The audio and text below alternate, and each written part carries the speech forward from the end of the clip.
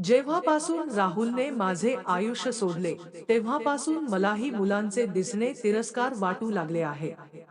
माझे त्याच्यावर खूप प्रेम होते. आणि जेव्हा तो एक दिवस माझ्याशिवाय पळून गेला, तेव्हा मला वाटले की या जगात प्रेम नावाची कोणतीही गोष्ट नाही. आता मी हृदय नसलेला माणूस झालो आहे. मला काहीच वाटत नाही, कारण आता मला वाटतं माझ्या आयुष्यात यापेक्षा मोठं काय असेल.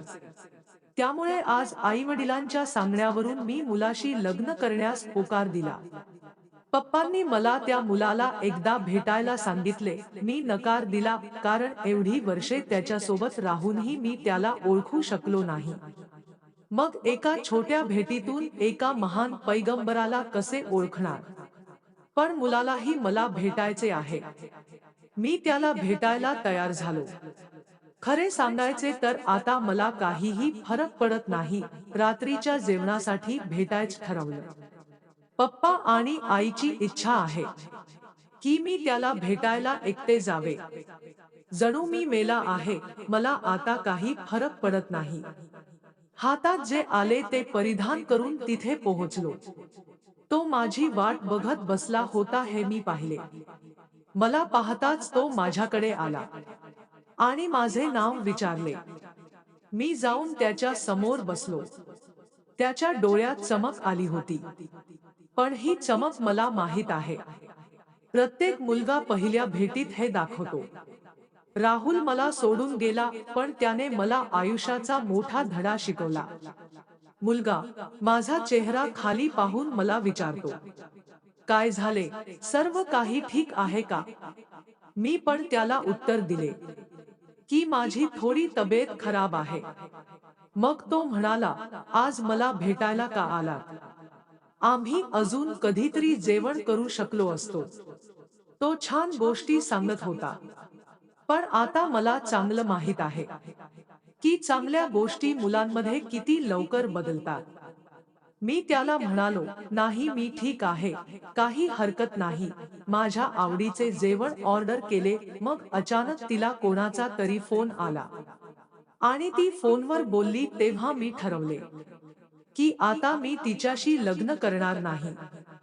फोनवर त्याने समोरच्या व्यक्तीला त्याचे नाव सांगितले आणि तेच नाव होते जे मला पुन्हा कधीच ऐकायचे नव्हते.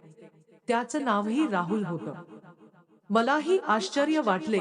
मी इतका हरवला की आजपर्यंत मी त्याचे नाव विचारले नाही. ना बाबा, ना आई, ना तो. मी अचानक उभा राहिलो आणि त्याला सांगितले की मी जात आहे.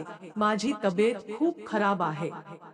जणू तो घाबरला होता. त्याने मला सांगितले की मी तुला गाडीतून टाकतो, पण आता त्याच्या तोंडातून प्रत्येक शब्द मला काट्यासारखा टोचत होता. मी त्याला उत्तर देता तिथून निघालो होतो. तो माझ्या मागे लागला होता. आता डोळ्यातून अश्रू वाहू लागले आणि मी बाहेर टॅक्सी किंवा ऑटोची वाट पाहू लागलो. माझ्या डोळ्यातले अश्रू पाहून त्यांनी माझा हात धरला आणि मला गाडीत बसायला सांगितले. त्याने माझा हात पकडला. माझ्या आतील आग बाहेर काढण्यासाठी ते पुरेसे होते आणि मी त्याच्या चेहऱ्यावर जोरदार चापट मारली.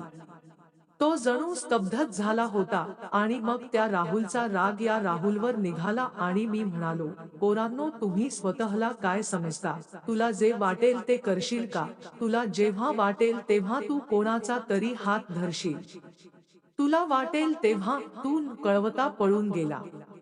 आणि तो तिथेच शांतपणे माझ्याकडे पाहत उभा राहिला.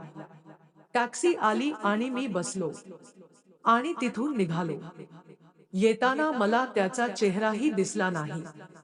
माझ्या खोलीत आल्यानंतर मी आणखी 1 तास रडलो, पण आई बाबांना काहीही सांगितले नाही. मी सकाळी उठलो, पण खरं सांगू, मी रात्री केलेल्या कोणत्याही गोष्टीचा मला पश्चाताप होत नव्हता. याच राहुलला मी थप्पड मारल्यासारखे वाटले. काही वेळाने मला बाहेरच्या छिद्रातून आवाज येऊ लागले. आई माझा दरवाजा वाजवत आहे. मी दार उघडले. आई म्हणते की राहुल त्याच्या आई बाबांसोबत आला आहे. लवकर तयार हो आणि खाली ये. मला माहित होते की तो काल रात्रीच बोलायला आला असावा. पण मला कसलीच भीती नव्हती. मी खाली गेलो. राहुल बसला होता. त्याने मला पाहिले. आई किचनमध्ये होती म्हणून मी किचनमध्ये गेलो. तिच्या चेहऱ्यावर स्मितहास्य होते. आणि तिने मला सांगितले की राहुल आणि त्याच्या घरच्यांनी सहमती दर्शवली आहे आणि लवकरच लग्न करायचे आहे. आता मला समजत नाही की मी काल ज्या मुलाला थप्पड मारली होती किंवा ज्याला मी नकळत माझ्या माजी प्रियकराबद्दल सांगितले, त्याने माझ्याशी लग्न कसे केले. मला नाही म्हणायला तिचं एकटंच नाव पुरेसं होतं. पण अधिक जाणून घेण्यासाठी मी आईला सांगितलं की मला तिच्याशी बोलायचं आहे. त्यानंतर तो माझ्या खोलीत आला आणि मला पहिल्यांदाच मी त्याला पाहिले असे वाटले. दिसायला वाईट नाही, खरं तर तो देखणा होता. राग आला की माणूस आंधळा होतो असं का म्हटलं जातं हेही कळलं. मला काही प्रश्न विचारता तो बोलू लागला. तो म्हणाला की मला माहित आहे की तुमची याआधी फसवणूक झाली असेल आणि तुम्ही किती खरे आहात हे मला काल रात्री कळले. म्हणून काल रात्री मी तुझ्या प्रेमात पडलो. आणि सर्व मुले सारखी नसतात हे तू मला चुकीचे सिद्ध करण्याची संधी द्यावी असे मला वाटते. त्याच्याकडून हे ऐकून मी नाही म्हणू शकलो नाही. एक राहुल होता ज्याने माझा प्रेमावरील विश्वास गमावला आणि दुसरा राहुल जो मला पुन्हा विश्वास देतो की प्रेम अस्तित्वात आहे.